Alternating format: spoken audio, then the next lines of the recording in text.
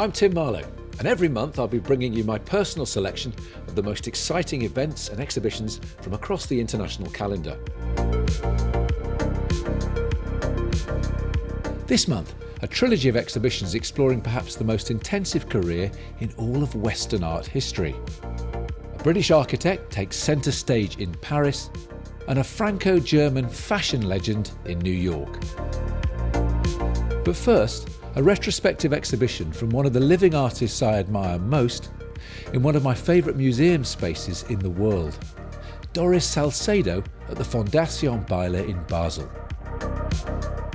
Salcedo is a Colombian-born artist whose central subject is human trauma and tragedy. And although much of her work emanates from the violent conflict over the last 3 decades in her native land, her vision is much more expansive and the resonance of the work more universal. This exhibition presents 8 major series of works from across Salcedo's career, from untitled pieces of wooden furniture filled with concrete, and the shoes of disappeared women set into niches in the wall behind stretched cow bladders, which stops us seeing them fully, to the remarkable Palimpsest, in which the names of over 300 refugees and migrants who died at sea quite literally weep before our eyes. Salcedo's art seeks to remember those forgotten by many, and this exhibition in Renzo Piano's perfectly crafted exhibition spaces at the Beyeler will, I think, be unforgettable. Few artists span the range from popular to critical and curatorial taste like Vincent van Gogh, and although there have been exhibitions that pander superficially to popular taste,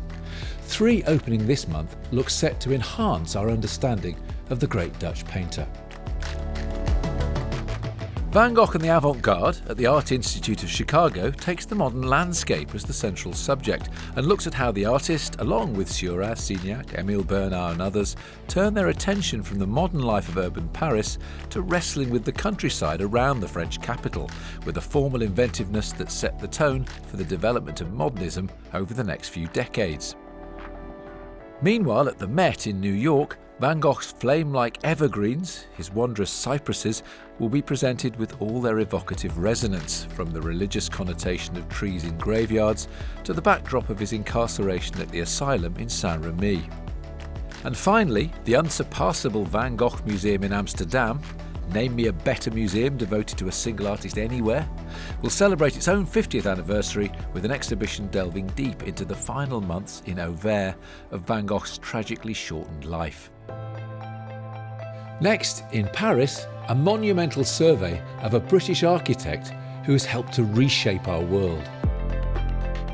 Norman Foster, or Lord Foster to you and I, is taking on the hallowed spaces of the Pompidou Centre, a building designed by his friend, colleague and eventual rival Richard Rogers, together with Renzo Piano, and itself a landmark of the high-tech architectural movement of which Norman Foster is a co-pioneer.